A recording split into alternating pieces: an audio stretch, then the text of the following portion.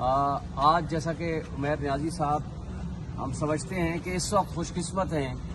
کہ 14 دن بعد ہمارے ایک وکیل صاحب کو ملنے کی اجازت مل گئی۔ یہ کیسا بے آئین ملک ہے کہ جہاں 180 سے زائد مقدمات ہیں عمران خان صاحب کے خلاف، جو اس وقت اٹک جیل میں بیٹھے ہوئے ہیں،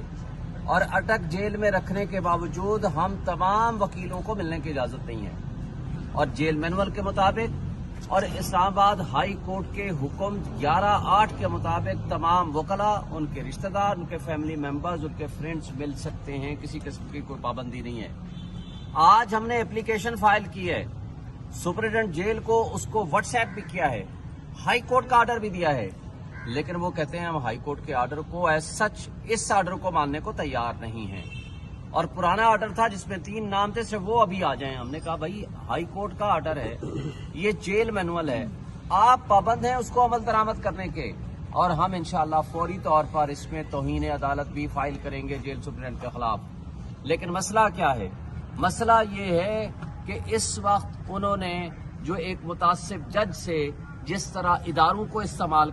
کر کے، جس طرح ایک منصف کو استعمال کر کے، جس طرح قانون و انصاف کا دوہرا معیار قائم کر کے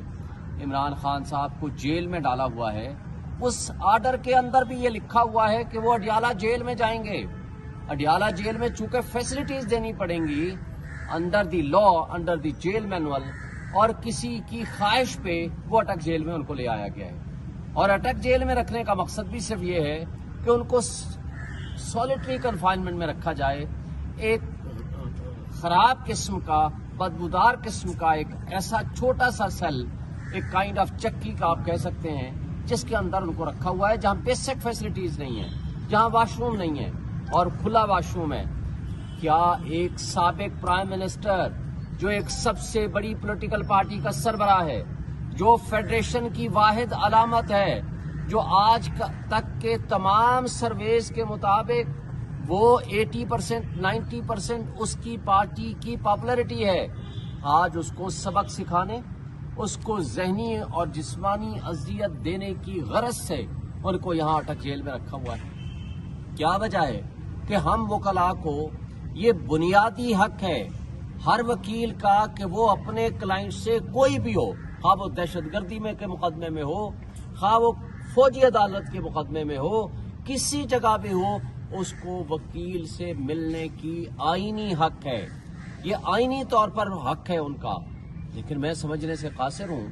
کہ یہ کیسا ملک ہے، یہ کیسے حکمران ہیں۔ اب تو کیئر ٹیکر سیٹ اپ آ گیا ہے، لیکن بدقسمتی سے جو کیئر ٹیکر وہاں محسن نقوی بیٹھا ہوا ہے، جو اس نے فاشزم کی بدترین مثال قائم کی ہے، تو اس کو دیکھنے کے بعد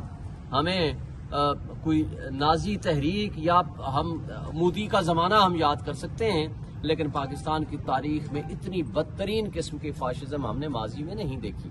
اب آگے آتے ہیں تو مجھے یہ بتائیں کہ سائفر کے معاملے کو کل سے پھر چھیڑ دیا کہ جی کچھ کہہ رہے ہیں FIR کٹ گئی، کچھ کہہ رہے ہیں کہ جی یہاں ملنے آئے تھے۔ مجھے بتائیں کہ سائفر لیک ہونے کے بعد یہ ثابت ہو چکا ہے کہ اس امپورٹڈ حکومت جو پچھلی آئی تھی وہ امریکہ کی مدد سے اور باجوہ صاحب کی مدد سے وہ یہاں آئی تھی۔ سائفر کے کنٹینٹس لیک ہو چکے ہیں جو کہ امریکہ کے ایک صحافی نے کیے ہیں، لیکن مجھے یہ بتائیں کہ اس کے بعد کیا اس سازش میں سے پردہ اٹھانا ضروری نہیں ہے؟ کیا اس سازش کا جوڈیشل کمیشن سے ایک باقاعدہ انکوائری کرانا ضروری نہیں ہے؟ عمران خان صاحب نے اپنے زمانے میں جنرل طارق کو کمیشن کا سربراہ بنایا تھا، جو کہ بعد میں پیچھے ہٹ گئے تھے، اور انہوں نے چیف جسٹس آف پاکستان کو لکھا تھا through speaker and president of Pakistan کے ذریعے کہ جناب اس کا کمیشن بنا کے اس کی انکوائری کریں۔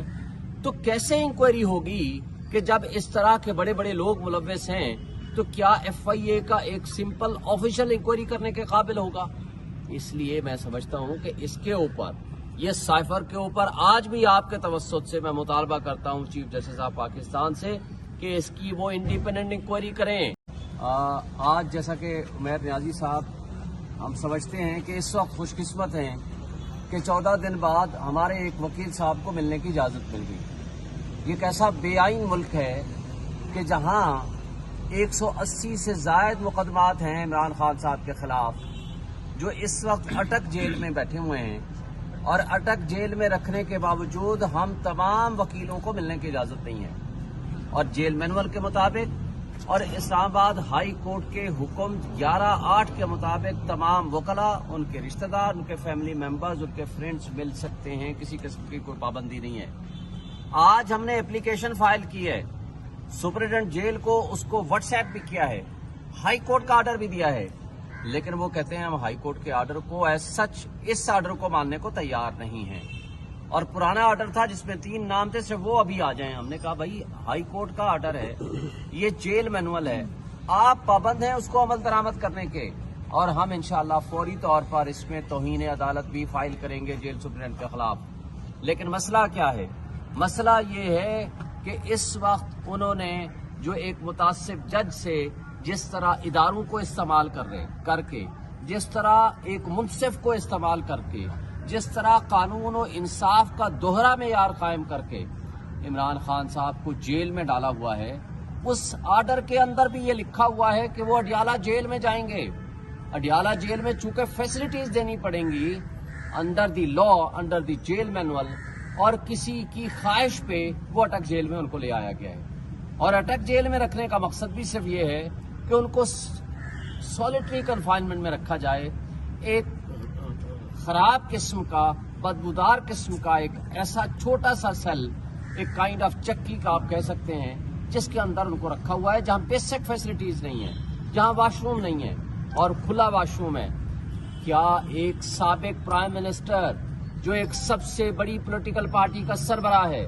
جو فیڈریشن کی واحد علامت ہے، جو آج تک کے تمام سرویز کے مطابق وہ 80%، 90% اس کی پارٹی کی پاپولرٹی ہے،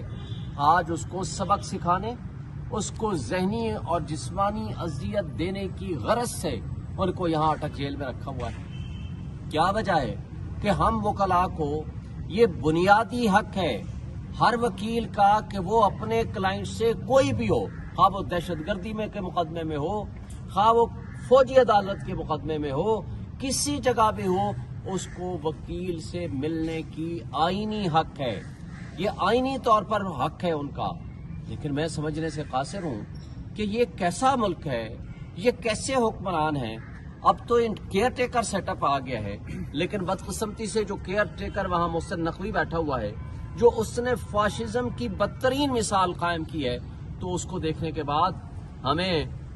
کوئی نازی تحریک یا ہم مودی کا زمانہ ہم یاد کر سکتے ہیں، لیکن پاکستان کی تاریخ میں اتنی بدترین قسم کی فاشزم ہم نے ماضی میں نہیں دیکھی۔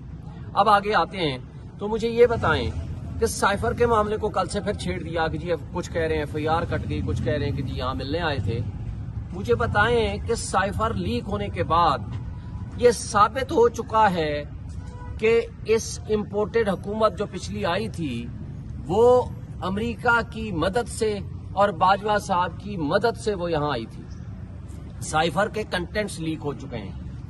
جو کہ امریکہ کے ایک صحافی نے کیے ہیں، لیکن مجھے یہ بتائیں کہ اس کے بعد کیا اس سازش میں سے پردہ اٹھانا ضروری نہیں ہے؟ کیا اس سازش کا جوڈیشل کمیشن سے ایک باقاعدہ انکوائری کرانا ضروری نہیں ہے؟